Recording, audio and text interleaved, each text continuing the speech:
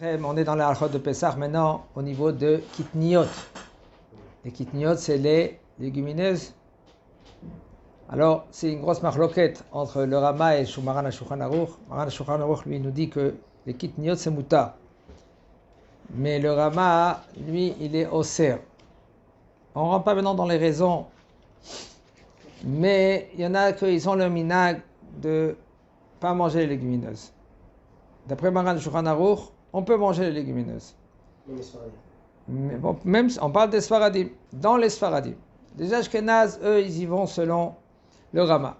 Maintenant, dans les Sfaradim, il y a des communautés qui vont selon le Rama. Même qui vont dire que c'est avant le Rama. D'accord, ça peut être même avant le Rama. Aval, il faut savoir que celui-là qui est en Eretz Israël, en général, il a l'obligation de faire comme Maran HaShulchan Aruch. Parce qu'on est venu en Eretz Israël, et ça, c'est la région de Maran HaShulchan Aruch. Alors maintenant, celui-là qui veut continuer le minhag, il faut qu'il sache qu'il peut continuer le minhag. Et le Maran HaShulchan Aruch, il a dit, il ne veut pas déraciner maintenant les minhagim. Il faut savoir que la halakha, elle est qu'il faut faire comme Maran HaShulchan Aruch. On peut manger les légumes. Maintenant, celui-là que lui, il savait que la halakha, elle était comme Maran HaShulchan Aruch lui-même, mais il veut être, on ne peut pas dire ma'et mahmir. On ne peut pas dire mahmir. Regardez, je vais essayer d'expliquer de quoi il s'agit. Quand est-ce qu'on va dire être mahmir? Quand il veut être rigoureux. Et s'il veut être rigoureux, c'est chez lui à la maison. Il n'a pas le droit de dire, voilà, moi je suis rigoureux, je fais les choses rigoureuses. Il n'a pas le droit de faire comme ça. On n'a pas le droit de se comporter comme ça. Tu veux être rigoureux, tu peux être rigoureux chez toi à la maison. Maintenant, Noeg, un issou. Noeg un issou, ça veut dire que il a une hanaga, il a un minhag, une coutume, de utiliser autant que ça, que assour. C'est-à-dire qu'il y a des poskim qui disent que on n'a pas le droit de manger, et lui il veut faire comme ses posek. Ça ne veut pas dire que lui il veut être mahmir comme ses posek. Quand est-ce que tu dis mahmir? Ça veut dire que tu veux être rigoureux. Quand tu dis que c'est mutar ou assour, alors je vais être rigoureux de dire maintenant je vais y aller comme ceux-là qui disent que c'est assour. D'accord? Mais ça, c'est pas une liane de mutar ou assour. Il n'y a pas de issour de manger des légumineuses. Il n'y a pas de issour. C'est un minhag. Avant, peut-être, il y avait un hashash issour. C'est pas du hametz. Les légumineuses, pas du hametz. Alors maintenant, celui-là que lui veut être noeg, de faire une coutume de ne pas manger les légumineuses, qui fait? Okay? Il peut. Mais il ne faut pas dire que. C'est très très important que ce que je vous dis, parce que les gens ils disent que voilà, celui-là qui mange pas, qui mange oui les légumineuses, il faute. C'est faux. Il n'y a pas mutar ou assour. Nachon, c'est écrit mutar et dans les poskim, il y en a beaucoup des poskim qui disent assour de manger des kitniot. Excusez-moi. Celui-là qui mange des kitniot, il n'a pas un issour. Mais non, toi tu veux pas faire la coutume de une anaga, d'après ceux-là qui disent qu'on ne mange pas les kitniot. Pourquoi? Pour A, B, peu importe quoi. Maintenant, quelle est la raison? Pourquoi les chachamim, ils ont été mahmirim? Par exemple, avant, c'était plus fréquent qu'il y avait des mélanges. Par exemple, le riz. Il y avait des mélanges, le riz, avec le sac de riz, avec le sac du blé. Alors, il va dire qu'il y a des blés qui sautent dans le sac du riz. Ou par exemple, avec des légumineuses, que maintenant, ils se mélangeaient. Alors qu'est-ce que toi tu fais? Tu veux empêcher de manger parce qu'il y avait des problèmes. D'accord? Il faut, c'est bien. Ça, c'était à l'époque que... Maintenant, tu veux continuer le minhag de être oser, tu peux continuer. Aval de dire que quand Maran HaShulchan Aruch il dit c'est mutar de manger les légumineuses. Okay? Et toi tu dis que le bonhomme qui mange les légumineuses, il est envers un issour, c'est faux. Il faut bien comprendre les choses comme il faut. Un homme, maintenant, d'après Maran HaShulchan Aruch, il n'y a pas de issour. Même si maintenant, regardez même, on verra maintenant que même les petits enfants, un homme que lui qui ne mange pas les légumineuses, il peut donner aux petits enfants. Il veut manger du riz, le petit. Ou il veut manger pas des légumineuses. Tu peux lui donner d'après Allah, il n'y a aucun problème. Tu veux, toi, être noeg issou. Vous comprenez? C'est pas comme quand il mange du tréfa. Noeg, ça veut dire qu'il veut se comporter comme d'après ceux-là des poskim qui disent qu'on ne mange pas. Il aura besoin de marcher en qualité avec les Non, pas du tout. Pas besoin, non. C'est pas de tréfa. Ok, ça, mais si on sert sur lui. Non. Okay. Une femme qui est ashkenazia, que maintenant elle s'est mariée, Baruch Hashem, avec un Sfaradi, par exemple. Et elle, maintenant, elle veut manger. Est-ce qu'elle doit manger comme son mari ou elle ne doit pas manger comme son mari? Elle veut se comporter maintenant comme ses parents, que ses parents ils disent ne mange pas les légumineuses. והיא עדיין נוהגת איסור באורז ובקטניות, כי מנהגה בבית אביה, אף על פי כן מותר לה, elle peut quand même faire cuire à son mari du riz et des légumineuses. ועודין לכל מי שנוהג איסור באורז, שרשאי הוא לבשל אורז ביום טוב לצורך אחרים הנוהגים בו היתר. Même un homme que lui, tu es un invité chez toi, et lui il dit je veux manger du riz.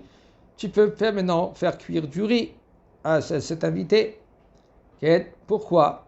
Parce que toi tu ne veux pas le manger, mais l'autre il veut le manger.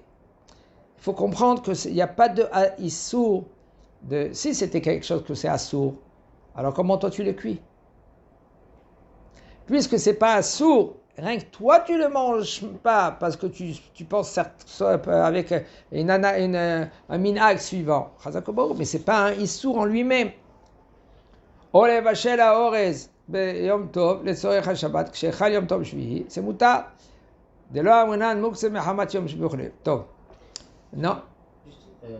L'invité ne doit pas se plier aux tolérances. Oui, mais tu n'as pas le droit maintenant de l'inviter, de le forcer de manger. Maintenant, lui, il a la coutume de ne pas manger les légumineuses. Tu n'as pas le droit de lui donner. Tu lui dis, écoute, nous on mange chez nous des légumineuses. Alors lui, il peut manger chez toi, mais il ne mange pas les choses qui sont légumineuses. Non, les faire. Non, par exemple. C'est-à-dire que l'invité, il mange chez un ashkenaz. Il n'y a qu'un problème, il n'y a qu'un problème. On va qui mange chez un ashkenaz. Non, mais...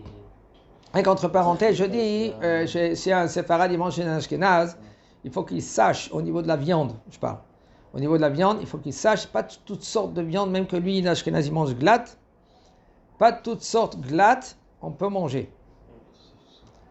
Il y a glatte et il y a glatte. Glatte comme par exemple en Eretz, la Hada Haredit, même que c'est glatte, on n'a pas le droit, nous, autant que c'est vrai, de manger. Roubin, même que chez Ashkenaz, on peut le manger. Roubin, l'andan, on peut le manger. Pourquoi? Parce que eux, il y a machloket, et qu'est-ce que c'est glatte? Qu'est-ce que c'est halak? Il y a Rama et le Shulchan Aruch. D'après le Shulchan Aruch, quand lui maintenant, il nous dit qu'il ne faut pas manger de la viande, que ceux-là ils font la shrita comme le Rama, alors c'est assourd de nous demander, autant que séfarade, de manger de la viande qu'un ashkenaz, lui, s'il fait selon le Rama. Okay. C'est pour cela, les séfarades, ils ont des fois, ils n'ont pas le droit de manger chez un ashkenaz. Seulement si maintenant tu sais quelle sorte de viande qu'il lui fait. Mais un séfarade, mais un ashkenaz, excusez-moi, que lui qui veut manger chez un séfarade. Si on parle maintenant que le séfarade il mange glatte, il mange halak. Lui, il a le droit de manger. Parce qu'en général, ils sont plus rigoureux au niveau de halakha. Je peux pas maintenant, regardez, c'est très... Il faut savoir que il y a des gouffés kashrut. Gouffé kashrut, ça veut dire que c'est, comment on dit? Non, pas catégorie. Ça veut dire, on va dire, il y a Marfoud, il y a Bet Yosef, il y a Ashpar. Non, c'est des groupes de kashrut. Comme par exemple le Rav Schlizinger, le Rav tel, le Rav tel. D'accord? Alors ça s'appelle gouffé kashrut. Est-ce que toi tu comptes sur eux? Oui ou non, c'est une question. D'accord? Ça c'est toi maintenant à choisir le groupe de kashrut qu'il y a son tampon. Mais non. La shrita c'est autre chose. Il y a Bet Yosef, Maran à Bet Yosef, Rabbi Yosef Karo, et il y a le Rama. Ça, c'est la Shita. Shita, c'est la façon de faire la Shrita. Un séfarade qui va selon Maran à Bet Yosef, Rabbi Yosef Karo, qui doit manger comme Rabbi Yosef Karo. Ça fait 500 ans en arrière. Il n'a pas le droit de manger selon la Shrita du Rama. Ça fait 500 ans en arrière. Pourquoi? Parce que le Rama, lui, permet des choses, de sorte de ce Shrita, que d'après Maran Shulchan Aruch, c'est Chashas Trefa. Il y a un doute de Trefa. Ça, c'est... Hein? C'est pas évident. Il permet le Rama des choses que d'après Maran Shulchan Aruch, il permet pas. Il permet de faire des bdikot, de faire des bdikot, c'est de faire d'analyser la bête comme il faut. On peut des sirotes, on peut gratter, mais d'après Maran Shulchan Aruch, on n'a pas le droit de gratter bichlal dans les poumons. D'accord? Ça, on parle selon Maran Bet Yosef, selon la halacha. Maintenant, il y a des groupes de kashrut. Un, il va te dire, moi je compte pas sur cette kashrut-là. Un, il va te dire, je compte sur cette kashrut-là. Maintenant, ça dépend d'eux. Si maintenant, il y a les séfarades ou il y a les ashkénazes. Un séfarade, s'il veut acheter par exemple la kashrut, on va dire Rubin. On dit, monsieur Rubin, ta kashrut à toi, est-ce qu'elle y va aussi selon le Bet Yosef ou rien que selon le Rama? S'il te dit non, moi je fais selon le Bet Yosef, comme le Bet Yosef il a compris. Parce qu'on peut comprendre le Bet Yosef autrement aussi. Il y a des versions dans ça. Comme par exemple, au niveau du vin. Au niveau du vin, il y a encore un autre problème. Nous, les séfarades, on n'a pas le droit de boire du vin qu'il y a le tampon d'Ashkenaz. Pourquoi? Parce que d'après Maran Bet Yosef, 500 ans en arrière, il dit, s'il y a 51% de vin, alors on fait Boré Pré à Geffen. Ah s'il y a moins que cela, on parle il y a de l'eau après, il rajoute de l'eau. S'il y a moins que cela, tu n'as pas le droit de faire Boré Pré à Geffen, tu fais Shakol, ni Abedvaro. Et d'après le Rama, d'après les Ashkenazes, même que c'est moins que 50% de raisin, tu peux faire Boré Pré à Geffen. Alors, la chita de pourquoi il boit le vin? Est-ce qu'il boit le vin pour le vin ou boit le vin pour de l'eau? Il le boit pourquoi? Pour le vin? Non. Si c'est du vin, tu fais Boré Pré à Geffen. Si c'est pas du vin, ça veut dire que même qu'il y a du vin dedans, mais c'est à moins que 50%, tu ne peux pas faire Boré Pré à Geffen. Donc on peut mettre comme dans le... Non, ça n'a rien à voir. Ça n'a rien à voir. Il faut la majorité que c'est du vin. Si dans la majorité c'est pas du vin, comment tu vas faire Boré Pré à Geffen? Tu fais Boré Pré à Geffen, Baruch Ata Hashem Elokeinu Melech Haolam Boré Pré à Geffen, seulement si maintenant c'est vraiment du vin. Maran Shulchan Aruch il dit s'il y a 51% de vin, alors tu peux faire Boré Pré à Geffen. Vadaï, aujourd'hui, Vadaï, bien sûr, il y a beaucoup des sortes de vins qu'ils mettent un pourcentage, par exemple, comme 30% de vin, et puis le reste, il dit, Une fois, il y a eu une très grande discussion dans cela, Rav Ovadia, lui, il a dit clair. Il a dit, pourquoi eux, ils faisaient même 17% de vin. Il dit, alors maintenant, pourquoi vous dites, maintenant c'est kasher, Ken? Rav Ovadia, alors maintenant, eux, ils ont répondu à Rav Ovadia. Mais nous, on met kasher. C'est écrit pour les Ashkenazes, pas pour les Séfarades. Alors, on dit comme ça, les gens maintenant, ils voient que c'est kasher, alors c'est kasher. Alors, il a dit, il faut qu'ils publient cela. Même que de nos jours, il y en a qui disent que eux, ils font pas cela quand même, mais aval, c'est pas évident du tout. Je parle pas par les magouilles, que il y en a qui c'est pas du vin du tout. comme aujourd'hui, ils ont trouvé que c'est pas de l'huile d'olive du tout. Ils ont trouvé deux sortes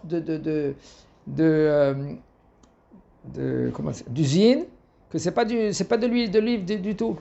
C'est de l'huile de tout ce que vous voulez, mais pas de l'huile d'olive. Donc, maintenant on revient au niveau de la מי שנוהג להחמיר שלא לאכול אורז בפסח, מותר לו לבשל אורז ביום טוב לצורך אחרים, כן? Quand même, il nous a dit le Rav, c'est permis que même si pour toi c'est assour, aval, tu peux cuire pour les autres et il n'y a aucun problème. Comme j'ai dit tout à l'heure, il n'y a pas de issour en lui-même dans les kitniyot, dans les légumineuses, il n'y a pas de issour. Il y a quoi? Il y a un minag. Tu es Noeg, tu veux être Noeg, doit être d'après chez Shitala, mais là, tu peux être, tu fais selon qu'est-ce que toi tu veux mettre. Maintenant, pour les autres, t'as pas tu dois cuire maintenant. Tu peux cuire maintenant pour les autres comme il faut, comme tu veux, comme eux ils veulent. Okay? C'est pas que maintenant si maintenant tu as quelque chose légumineux chez toi à la maison que c'est caché le Pessah, tu vas le mettre dans le Hametz. C'est caché. חזק וברוך.